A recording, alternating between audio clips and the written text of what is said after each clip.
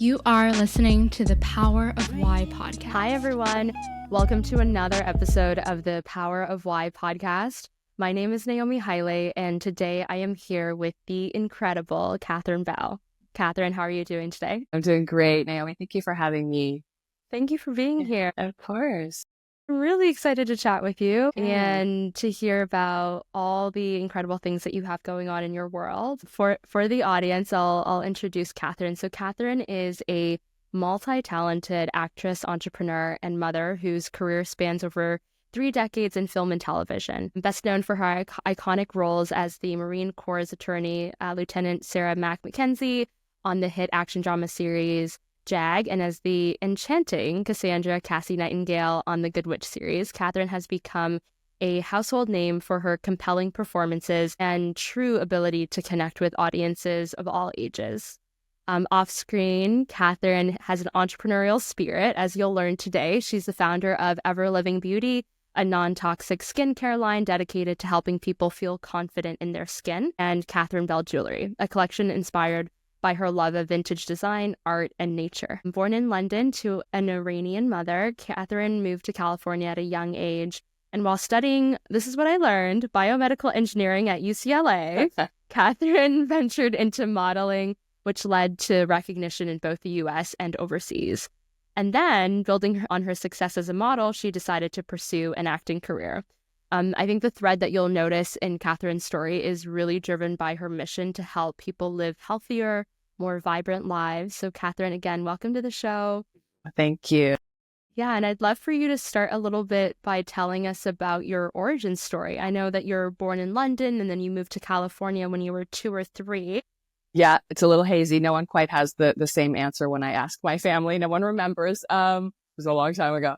But yeah, so I was born in London. My mom and dad had like this perfect storybook romance. She was Iranian. She fled. She didn't want to have an arranged marriage. They had set for her. She got them to agree to go to London and pursue nursing. And she met my 6'2", gorgeous, blonde hair, blue eyes, fair-skinned British father. And they fell in love at total polar opposites, like the dark skin and the light skin and the, tall and short and all of it. When I was maybe 1, we went to Iran for about a year, I think, with my grandparents, and then everyone moved to Los Angeles. So that's kind of how the whole family ended up there, the whole Persian brood. Gotcha. Yeah. And I also read that you were a tomboy and you like to skateboard and play football. So what were some of your favorite activities growing up? Yes, I was very active growing up. I was an only child. So I learned to entertain myself. I was either in my room reading or painting and drawing, or I was outside skateboarding, roller skating, building ramps to, do jumps. And I have all sorts of scars all over my body to prove it. And so for you, early in your childhood and growing up, and you had a lot of cultural influences, you spent a lot of time with your grandmother. You mentioned art and drawing and all that stuff. What was the sentiment around your creativity and your curiosity? Good question. Yeah. So my mom was a single mom at that point and working a lot. So I was with my grandparents, who were amazing. I mean, they were married 50 years when he passed away. And there's something, if you know Persians or Italians, there's a very close-knit family, right? They're just really close. And definitely there's a push towards being successful. Biomedical engineering was not really what I wanted to do, but it was kind of interesting. And it was you're going to be a doctor, a lawyer, an architect, a dentist, something respectable. We're really close. We were so close. Everyone always says I don't seem like I was raised in LA because I was raised by my Persian family, and there was respect and manners, and my grandparents always knew where I was. If I went out, they knew exactly where I was going. I remember calling my best friend, Jan, in high school. And I asked her mom, is Jan home? You call the old home phone line, right? And she was like, no, she's not here. I haven't seen her. I haven't seen her all day, or I haven't seen her since yesterday or something. I'm like, you haven't seen your daughter since yesterday and you don't know where she is? That would not be happening in my Persian household. The respectable professions are doctor, lawyer, architect, dentist, those things, right? Engineer. And I definitely like the math and science side, but I had an artistic side. And my grandfather was an artist. And I never forget this story. I wanted to draw, but I wasn't very good at it. I was maybe 6th grade or something. And I would put a picture up on the window and then tape a piece of paper over it and trace it, because I thought that was fun when I was bored. And I remember one day he comes over, he's like, what are you doing? And I'm like, I'm just drawing. He's like, that's not drawing. Come here. And he made me take it down And he sat down at the table with me and he made me draw the thing I was trying to draw. And of course it was terrible. And he's like, that's okay. He took it, he crumpled it up and he threw it away. He's like, try again. And I tried it again. And I literally, like, I spent days and days and days doing that with him and got better and better. And it's just, art is partly the practice of it, right? And that's how I became an artist. So we definitely had the math and science side of my family, but the artistic side was really admired and appreciated, Yeah. Yeah. And so what was your, that was, you said 6 years old? That was Around 6? probably 5th or 6th grade. So 10, okay. 11. Okay. Yeah. And was your decision to pursue the sciences or the maths a desire to have a level of stability, so-called stability, while also pursuing your arts? Or what was your plan? What were you thinking at that age? I think there was just always, just an understanding that I would go to college and I would pursue one of these respectable things, right? But I was an artist. So now I'm an artist and I love painting and I love drawing, pencil drawings and sketches and really realistic. And I really wanted to go to Art Center College in Pasadena, which is an incredible art school. And my mom, I would never forget my mom. She's like, she couldn't quite fathom that you could make a living at art. And she was like, what are you going to set up an easel on Venice Beach and just paint and try to sell your paintings there? I'm like, no, Mom, there's illustrators. There's, So anyway, that didn't happen. I went to UCLA. I spent 2 years there pursuing, pre-med engineering and hated it. I really didn't like it. It was not who I was. So I got a chance to go model in Japan, which I thought would just be a fun few months. And the other part of this is that I was very shy at that age, 18, 19. I was really painfully shy. So when I came back from Japan, I remember UCLA, which is where I went, they offered an acting class, just a few week, whatever seminar. And I was like, gosh, that could be a way for me to overcome my shyness. Maybe I liked to do things that scared me. I always knew if you do something that terrifies you, you'll be less scared of it at the end and stronger and all of that. Right. And so I took this class just to try to help with that. And I fell in love. I really, really loved it. It did terrify me. And I was like, this is the scariest thing I've ever done. And it's thrilling and amazing. And I want more. And that's kind of how that started. And I never went back to school after that second year. Wow. Yeah. What do you remember? What kind of acting class was it? Was it the Meisner technique? Was it improv? Gosh, I want to say it was scene study, and it wasn't any particular technique. It was sort of just try it out and get notes, and and then from there I ended up getting into a class with an amazing teacher, Milton Katselis, who I studied with for many years, and that was incredible. Again, not any particular technique except just certain tools to get you there. Figuring out what your character is. Whatever, where they're from, what they're doing, what they're trying to get in a scene and stuff. Very cool. This summer, I too took an acting class, and really, not with any desire to be an actor or an actress, but I remember I bumped into a friend who was taking the class, and he was talking about it, and in my mind, I'm like, this would be great for speakers, business leaders. It's the Meisner technique, and it was all focused on deep listening, empathy. Being present. And I'm like, this is fantastic. And it was 6 weeks. So I can imagine in the experience that you had, you were deeply immersed and were like, oh, wow, this is a whole world of opportunity here. Yeah, exactly. It was a whole new world I'd never really looked at and was instantly drawn to it. Yeah, Meisner's great. I've done a little bit of that where you listen, you say the same sentence back and forth. The repetition. And it starts to evolve into something else. But you have to really be listening. It's amazing. Yeah. And so for you, after you said you left that program, you left studying biomedical sciences or engineering after 2 years. Yeah. And then was that your, entrance into acting at that point? Were you auditioning soon after? What was that period of life like for you? I was about, 19 at that time. And when I left there, I ended up, getting introduced to an agent, and then she introduced me to the acting teacher, and I got into that class, which was a much more serious acting class. It was twice a week, scene study. You're putting scenes up and you're, rehearsing with scene partners at home and getting the costume. And, it was a real proper scene study class. And it's interesting. I kind of dabbled at it. I was sort of into it, but kind of still not really, really committed to it. I had thyroid cancer when I was 21. Which Yeah, which was crazy. It was like, wait, what? It was one of those like really, wake you up kind of moments in life. And it was totally fine. It's like the slowest growing. I mean, knock on wood, it's the slowest growing cancer. I had a little lump, got it checked out, had it removed, and it's been totally fine ever since. But it was enough to make me go, what am I doing with my life? I was kind of still in college mode and party mode and, whatever, dating. And so, yeah, that's when I got really serious about my acting class and just started I was doing voice lessons and dance classes and working out and eating well. And I started auditioning and it just like little by little, it was slow. It took me 7 or 8 years really, but I was just dedicated and wasn't going to let anything get in my way. I was really just committed to making it happen. And I had goals and things and like, I guess you call it a vision board. I didn't know that. I just like had a big wall of all the things I wanted to do and be, and started doing more and more intense scenes in class, challenging myself. And my teacher would push me and direct me and started getting like, I think I got a guest starring role on Friends was one of the first big things, Cool. And then a couple little movies and then JAG. Wow.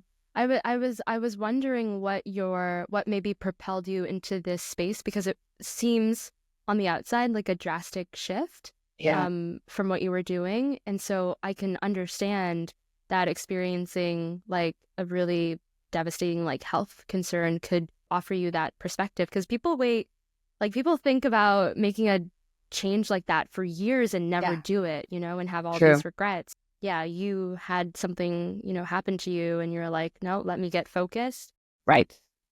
At that young age, because it's an age where you're kind of like, whatever, I'm still whatever, no pressure. You don't have kids, you don't have, like a marriage or whatever. You're kind of just goofing off. And all of a sudden I was like, no, wait a minute. This is like time to live my life, to the fullest.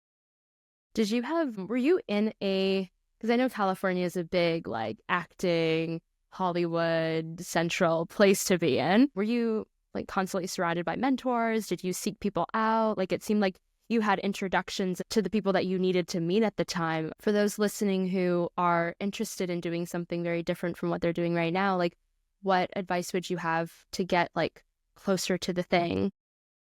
Yeah, you're absolutely right. Being in Los Angeles helps because it's all around you. Even when I was younger, I did a couple of little commercials and things like that because it was just sort of like always around, and someone sees you at a park and goes, oh, hey, you should be in, call my agency or whatever. So there is that. But I think you do. It's funny because since COVID, you don't have to be in LA or New York. Like it used to be that you had to go to one of those cities if you wanted to work, or Atlanta, I guess now. But yeah, it can be done on Zoom now. It can be done long distance. So there is that aspect. But I still think, my daughter's 21. She just moved to LA the beginning of this year to pursue acting. And she's phenomenal. She's really talented. She just did her first commercial. And, to be there so is, cool. Yeah, it's really cool. And she, her first apartment was with some friends, roommates. And 90% of the people in the apartment complex were actors. Or talk show host or this or that. So they're like helping each other with auditions and, talking about what acting class is best and trying out your friend's acting class. And I think that's definitely important to go wherever it is that, this thing that you're pursuing, where you can meet like-minded people and then you inspire each other. I had that with my acting class, with Milton's class back then, was just so many people that were just on fire and alive and doing this and like, let's do this scene. And oh my God, that terrifies me. Okay, yeah, let's do it, watching movies together and, like inspiring each other to just like really hit that from every angle you could. Yeah.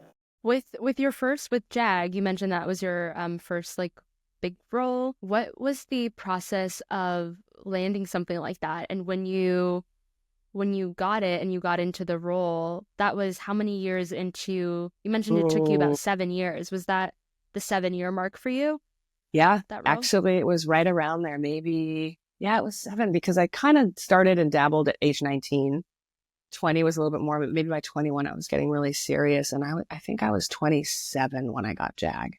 It's about 6 years at least. Yeah, and it was slow going. I mean, that's why like I always tell people, when someone says they're going to go to LA to, give it a year or something, I actually heard Bryan Cranston just said this in an interview. He said, if you're going to go give it a year, he's like, don't even bother. Don't bother. Don't come out.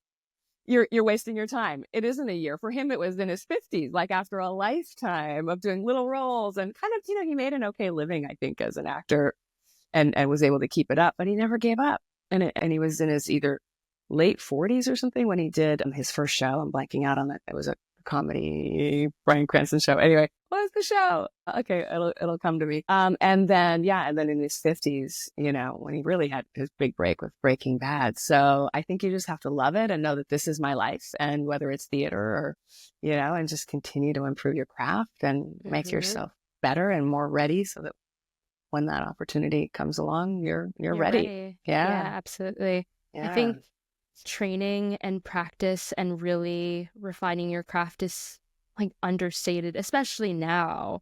I'm sure when you were first starting out, I think there was more an emphasis on that of like getting the quality of the work, Yeah. And so something I noticed, Catherine, while doing research on you and looking at your website and looking at your social media comments was like how deeply connected you are with your fans and your community. And so maybe like partially influenced by like your family roots and just how close knit you are with people. But like you have a mailing list, you have a personal website. I don't often see that with like people in the industry, but you actively keep engaged with your community with what you're working on and bring them along the journey. What's inspired that for you in your life? Yeah, I think you're absolutely right that my family, my upbringing had a lot to do with that.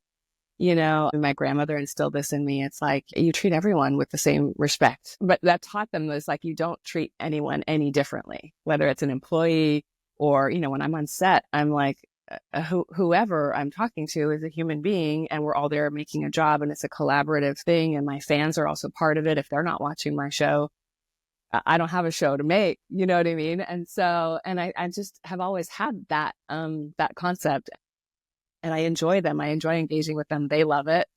I'm always on Instagram. I like to comment or reply. And, I have some of them are becoming friends now and we DM each other and I see them at these different events and autograph signings and stuff like that. And I love that. Like I wouldn't have a career if it wasn't for them, so to me, that's really like, when social media first became a thing, I remember being kind of leery of it. And a friend of mine was like, no, this is your way to communicate directly with your audience. Yeah. Because otherwise it's an interview that might be taken out of context or, altered in some way. This is like, you get to tell them what you want and no one can change that. And that was when I first got into it and was like, oh, this is fun. Okay, here's what I want to say to you today. Here's my message. And then that kind of quickly became like, I realized that you have an ability to influence people as a celebrity, and that can be good or bad, and I chose to make it good. And, if I'm having a bad day, you're probably not going to hear about it on my social media because nobody wants to hear about that. But unless it's like I got through something and now I'm on the other side of it and I can tell you so that it inspires you in some way, otherwise, I probably learned that from my acting teacher who used to say, when you come into the theater, leave your troubles at the door. There's a coat hook over there, just like hang it up right there and come and do your thing. And when you leave, you can pick it up on the way out if you want or not. But I think that's great. And I always had that on set. I mean, I was going through my divorce at one point, like whatever, different things nobody ever knew once, because that's just not, everyone has their own stuff and we're here to make a movie and make a job, do a job and let's do it. Wow. Yeah.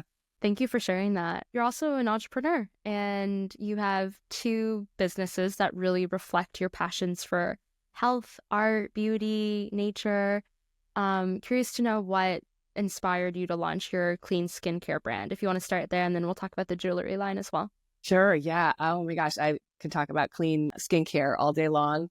Maybe it started with the thyroid cancer way back. And I started really like caring about what I was putting in my body and paying attention to ingredients. And along the way, I learned about the fact that our skincare in the US, it's been like since the early 90s that they've changed the laws on what's allowed and not allowed in our skincare. And some of the ingredients that you're getting in over-the-counter products is awful. It's cancer causing, endocrine disrupting, hormone disrupting, and stuff like that. And if you think about it, you're slathering it all over your body or all over your face. And if it's got all that stuff in it, you're messing up your hormones and your endocrine system. So I started using cleaner products. Now, not always. I mean, you're on a movie set. The best foundation isn't always clean. But when I'm home and when I'm doing my own skincare, I wanted to have the cleanest stuff. So that's kind of how it started. And, just people would ask me like, how I keep my skin looking good or whatever, especially with all of the movie makeup. So I just started looking into it and found some products that I like and started to tweak them and make them my own and keep improving them and offering some clean skincare. Yeah, and folks who would ask you about that, would these be peers in the industry who were also, you know, experiencing large amounts of makeup in order to be on set, or is it also fans in your community? And yeah, I guess it would be both. Like fans were always like, you know, wanting to know how I'm whatever battling the aging thing, you know, where it's like you're always you look amazing, Catherine. Thank you. But it's a lot of work. But yeah, so it's either fans or peers for sure, like wanting to know what I use. And I started to actually make some of my own products at home, like just face oils, like with organic oils and, you know, different ingredients and essential oils and stuff like that. So I was like, why don't I help get this out into the world? So that's kind of where that started. Yeah, that's so cool. And then your jewelry line as well. It's beautiful. I'll link to everywhere that people can find your websites, but your jewelry line too. Thank you. Thank you so much. Yeah, so that was in the beginning of Good Witch. I used to wear some really fancy jewelry, and people would always ask what those pieces were, like what I was wearing. And I don't know, it got me thinking about jewelry and like just like what do I wear and what do I like? And fans again would always want to know like where to buy some of the stuff that I was wearing. And I realized that I was really drawn to vintage pieces. So, and I love to draw, I love to sketch. So I got into like sketching some of these designs, like taking like a vintage piece and playing around with it and making it my own. There's some really cool, also being on the Good Witch, like, you know, there's a lot of good luck charms. There's crescent moons and horseshoes and, you know, whatever different evil eyes, which tied into my Persian roots. My grandmother always gave me an evil eye to keep and ward off the evil, you know, bad intentions. And so that's kind of where that started. And also hearts, like I always loved hearts. And my daughter had a heart condition, not life threatening, but she had like a little thing going on with her heart that kind of drew even more attention to that. And I was like, oh, I love wearing hearts. And so I started designing some heart pieces and some luck pieces, and I grew from there. Wow. Yeah. And on the business side, because I think because you pursued such a artistic career from the start, I think in a way it primes you to constantly be like, you were an entrepreneur when you were selling yourself for different like auditions and to be on television and all these opportunities. Right. And so I feel like innately you build the skill of sales and thinking more expansively around how you use your gifts and your skills. And so when it came to like developing these items for yourself and like experimenting with things, what was your process of actually bringing it to life and building a business around them? Like, did you have individuals on the operations side to support you? Were you doing that all on your own? What did the early days look like? I've never had like a big investor, like, you know, people it's kind of just been bootstrapping and, you know, like learning as I go. And I have my partner, and we just design together. We kind of both go, I don't know, what do you think we should do? I don't know, like blind leading the blind sometimes, a lot of Googling and a lot of YouTube videos. And like, you know, Catherine Jewelry was first, and I have an amazing friend, stylist, designer, Kate Parrish. She helped us with that. So she helped us with the clothing and the photo shoot. And like we had designed the jewelry, but we did a whole photo shoot for the website and to help us launch. And that was like, you know, amazing. So we draw on friends like that, you know, our talented friends who were like, yeah, I'll help you with the photo shoot. And she brought in a videographer and all this stuff. And that was amazing. And it's funny. It's like, you're totally right. As an actor, you are selling yourself. You're like, hey, you need to cast me and here's why. And I know I don't look like a this or that, whatever the character is, but you sell it, right? Played a female mercenary, like this really tough, badass woman. And I was so shy. And I'm like, no, but I'm going to convince them that I can do this part. And I ended up doing this part with Dolph Lundgren in this action movie in Thailand. But, you know, again, so many great lessons came from Milton Kitsalis, my teacher. He would say, it's show business. So the show part, you guys got down. That's like the acting, right? So, but the business, a lot of actors don't have that side of it. And yet they do to some degree. They just don't know it. Like you said, like they're selling themselves, but we don't always have the financial, you know, awareness and understanding and like all of that stuff. So I've had to learn that along the way, like learning what to do with my money and not spend every penny I make and how to invest it and how to, you know, have a retirement and all that stuff that came later. And same with this business. It's like learning marketing and figuring out, Facebook ads and how to promote. And it's all part of the game, especially nowadays. So constantly learning with that. Absolutely. Speaking to that, I think the learning and also like building your confidence. I watched interviews that you did in like the early 2000s. Sure. And I found them so refreshing. Like your stage presence, the way that you would, like you were so polished and Really? Yeah, your communication funny. skills so good. Like the way that you told stories. Oh, Yeah, I need to didn't send you feel these that way. interviews. So I need to see these again because I don't feel that way. I still don't. I feel. But there's, yeah. No, I think I don't. Like, did you watch like Letterman or some of those like talk shows that I did? Yeah, the talk shows. Yeah. I was terrified doing those. I was still shy. I wouldn't say I'm shy anymore, but I don't consider myself a public speaker. I'm much more comfortable if you give me a script and I can, act it. But yeah, it's so funny. But I did just like make a decision. I think so much of it is a mental game. It's like, you know what? I'm going to go out there and I'm just going to like connect with this other human being. And, you talk about the stuff ahead of time, what you're going to do. So you just make a decision that it's going to go great and you're going to like have fun and whatever, present the side of yourself. And yeah, it works out somehow. In a different way. That's also a performance being on TV for those interviews. Oh, totally. So were you going up there as Catherine? Like, how would you prepare? Yeah. Oh, for sure. I mean, it's definitely me. Like you're on those shows and they have the pre-interview and they want to like find some funny stories and different things like that. And, but then you're like, okay, how do I make this? Now we've already talked about the story. So now I have to make the story natural. Like it just came up when Letterman asked me about, this thing, and so it is a little bit of acting still, but it is you and you are talking about you. I don't know. It's a funny thing. Usually I leave those kind of interviews and go, what did I say? What just happened? It's almost like the 10 minutes or the 5 minutes just like zoomed by and you were there, but like, I can understand the nerves. Oh my gosh, especially Letterman. Stages. Yeah. Letterman was crazy. I did that. Oh my gosh. He was very flirty. I watched that interview now. I'm like, that would not happen today. He was like checking out my legs. He's like, wow, let me take a look. And he's like looking up and down my legs.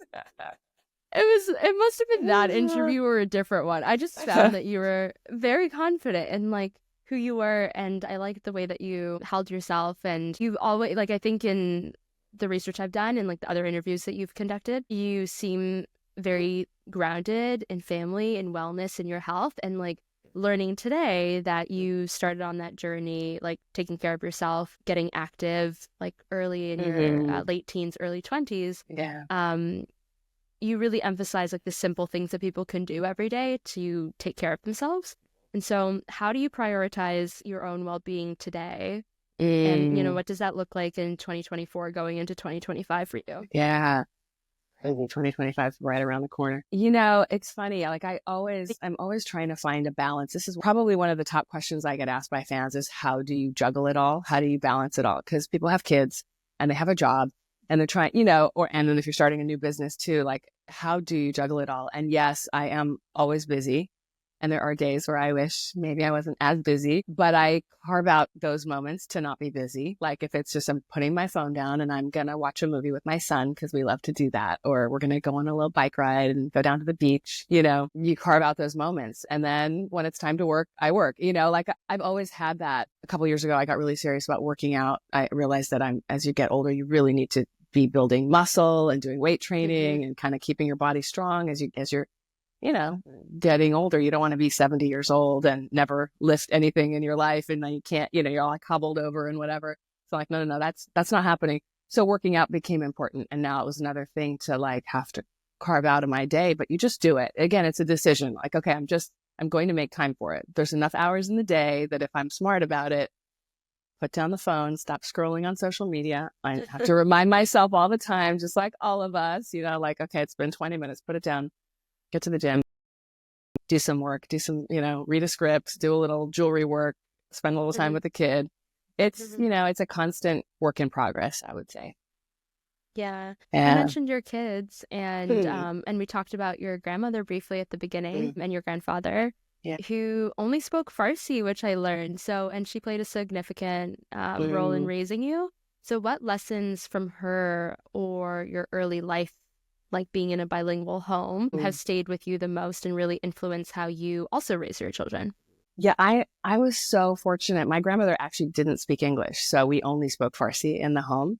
And I'm so glad because I'm bilingual. I will always remember and be able to speak Farsi, even if it's rusty and I have a bit of an American accent, but I can speak it, People start talking, I know exactly what they're saying. I don't always have the vocabulary, but I'm so glad I had that. My daughter's trying really hard to learn Farsi, and it's much harder doing it after, like, she's in her 20s. But I love that. I love that I had that background. I mean, it's definitely like so special to me, the Persian culture, the history there, the bonds that we have. And I have to speak, my daughter's coming here actually for the month of December, and we should just speak Farsi because it is like actually really cool to have that this other you. thing. I know. Yeah.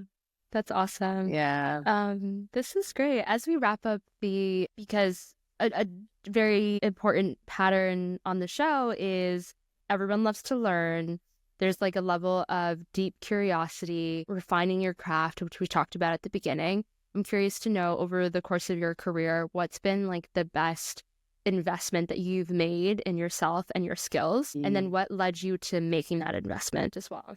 I don't know that there's any one thing that I would say was, the thing. I think it's all of those little things that we were talking about. It's taking care of yourself.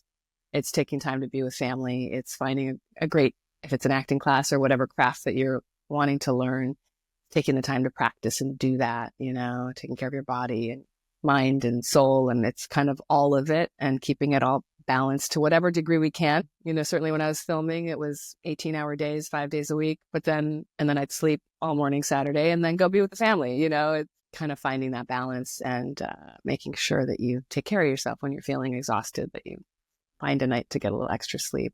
It's all of those things, I think, that add up to a good life. Yeah. Thank you. And what's the best place for people to keep informed about your upcoming projects? Is your newsletter still active? What's the best place for people to keep connected? It is. Yeah. You can go to my website, catherinebell.com, and sign up for my newsletter. I try to do that about once a month, trying to do more, but at least, every month or two kind of updates. And Instagram is probably the most up to date because I try to post there several times a week. So wonderful. Yeah. Thank you for this, Catherine. And thank you to everyone for listening to this episode of the Power of Why podcast. We will catch you in the next one. Thank you for tuning in to another thought-provoking episode of the Power of Why podcast. For show notes and additional resources, visit us at www.powerofwhy.co. And while you're here, subscribe to the show on iTunes, Spotify, or any other podcast platform to continue your journey towards understanding the power of your purpose and creativity.